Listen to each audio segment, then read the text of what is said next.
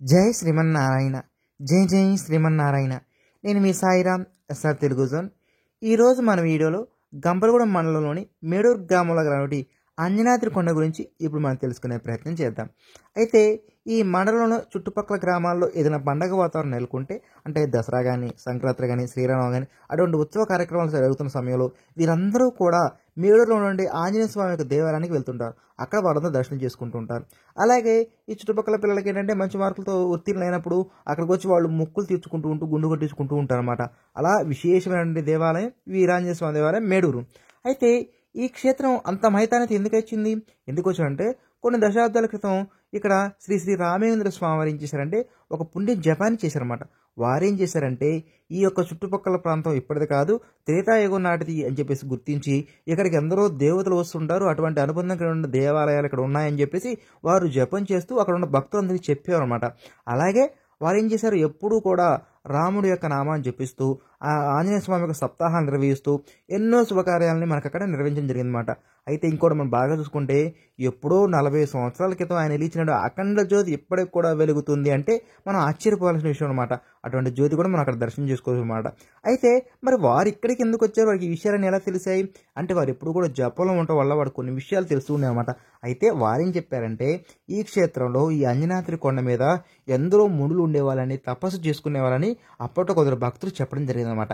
అయితే ఆ విషయాలు నిజమా కాదా అని చెప్పేసి అనుకొని మేము ఈ కొండపై ప్రాంతానికి వెళ్ళి అది నిజమా అని చెప్పేసి ఆ గుహలకు మేము వెళ్ళడం జరిగింది. అయితే వారు చెప్పినట్టుగానే ఆ యొక్క కొండ గుహల్లో చూసినట్టయితే వారందరూ కూడా మునులు తపస్సు చేసుకున్న ప్రాంతాన్ని మేము చూడగలిగామన్నమాట. అయితే ఈ గుహలు మేము చూసినట్టయితే మొత్తం కూడా చీకటిమయంగా ఉన్నాయి. అయితే వాళ్ళకు తగినటువంటి వెలుతురు ఇవ్వడం కోసమో, సూర్యరశ్మి ఇవ్వడం కోసమో అన్నట్టుగా ఆ యొక్క కొండలకి ఏంటంటే ఒకదానికోటి సంబంధం లేకుండా, ఒక పంటకి ఒక పంటకి సంబంధం లేకుండా గాలి బాగా వెళ్ళే విధంగా వారికి కావాల్సినటువంటి సూర్యరశ్మి వాళ్ళ మీద పడే విధంగా ఆ యొక్క కొండ అమరిక జరిగిందనమాట.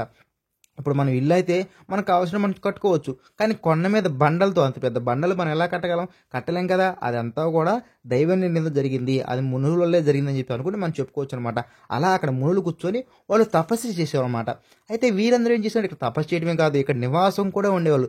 దానికి సంబంధించిన గుహ కూడా మనం చూసినట్టయితే దీని పక్క ప్రాంతంలో ఇంకొక గుహ ఉందన్నమాట. ఆ గుహలో వాళ్ళు ఏం చేశారంటే రాత్రిపూట విశ్రాంతి తీసుకోవడం కానీ, లేదా అలసిపోయినప్పుడు విశ్రాంతి తీసుకోవడం కానీ అనువుగా ఉండే విధంగా ఒక నిర్మాణం వాళ్ళు చేసుకోవడం జరిగిందన్నమాట. అటువంటి గుహను కూడా మనం పక్కన చూడవచ్చు. అయితే వీళ్ళందరూ ఏం చేసిన నిత్యకృత్యాలు జరుపుకోవడం కోసం వాళ్ళకి నీరు కావాలి కదా, ఆ నీరు కూడా అక్కడ స్వామివారి యొక్క కోనేరు ఒకటి ఉంది. ఆ కోనేరులో నీటితో వాళ్ళు అక్కడ వాళ్ళు నిత్యకర్మలన్నీ చేసుకుంటూ ఉంటూ అక్కడ నివాసం ఉంటూ ఈ కొండల్లో కూర్చుని జపం చేస్తూ ఉంటారనమాట. అయితే వీళ్ళందరూ కూడా ఎవరి కోసం జపం చేశారు, స్వామివారి శ్రీమన్నారాయణ కోసం తపస్సు చేశారు. ఆ శ్రీమన్నారాయణ ఏం చేశారంటే వీళ్ళకి కూర్మ అవతారంలో దర్శనమిచ్చారన్నమాట. అటువంటి విశేషమైన క్షేత్రం ఈ అంజనాద్రి క్షేత్రం అనమాట. అయితే ఇక్కడ మనం చూసినట్టయితే మనకి ముందుగా ఒక వినాయకుడు దర్శనమిస్తుంటాడు, అలా పక్కనే చూస్తుంటే మనకి అమ్మవారి దర్శనం అవుతుంది. దాని తర్వాత నుంచి మనకి స్వామివారు స్వయంగా ఇక్కడికి వచ్చారని చెప్పే విధంగా ఒక గజవాహనం మనకు కనిపిస్తుంది అనమాట. ఆ గజవాహనాన్ని దాటి మనం ముక్తి ద్వారం లోపల నుంచి లోపలికి వెళ్ళేది అక్కడ కూర్మ అవతారంతో నారాయణుడు మనకి దర్శనమిస్తుందన్నమాట. అలాంటి విశేషమైన క్షేత్రం ఈ యొక్క అంజనాద్రి కొండ మీద ఉన్నటువంటి వెంకటేశ్వర స్వామి యొక్క దేవస్థానం అనమాట. అయితే ఈ క్షేత్రం ఇప్పుడిప్పుడు నుంచి అభివృద్ధిలోకి రావడం జరిగింది. ఇక్కడ అభివృద్ధి కార్యక్రమాలు ఏంటి, ఇక్కడ స్వామి ఇంకే రకాల్లో దర్శనమిస్తున్నారు, అలాగే ఈ నిర్మాణం జరుగుతున్న సమయంలో స్వయంభుగా 7 అడుగుల ఎత్తులో మనకి ఆదిశేషుని అనేటువంటి పుట్ట మనకి రావడం జరిగింది. అక్కడ ఆ పుట్ట ఎలా వచ్చింది, అక్కడ స్వామి నిదర్శనాలు ఏంటి అనే విషయాలన్నీ కూడా మనం తర్వాత వీడియోలో తెలుసుకునే ప్రయత్నం చేద్దాం. జై శ్రీమన్నారాయణ. జై జై శ్రీమన్నారాయణ. ఈ వీడియో మీకు నచ్చినట్లయితే లైక్ చేయండి, షేర్ చేయండి, కామెంట్ చేయండి. అదేవిధంగా ఇటువంటి ఆసక్తికర విషయాలు తెలుసుకోవాలంటే మా ఛానల్ని సబ్స్క్రైబ్ చేసుకోండి.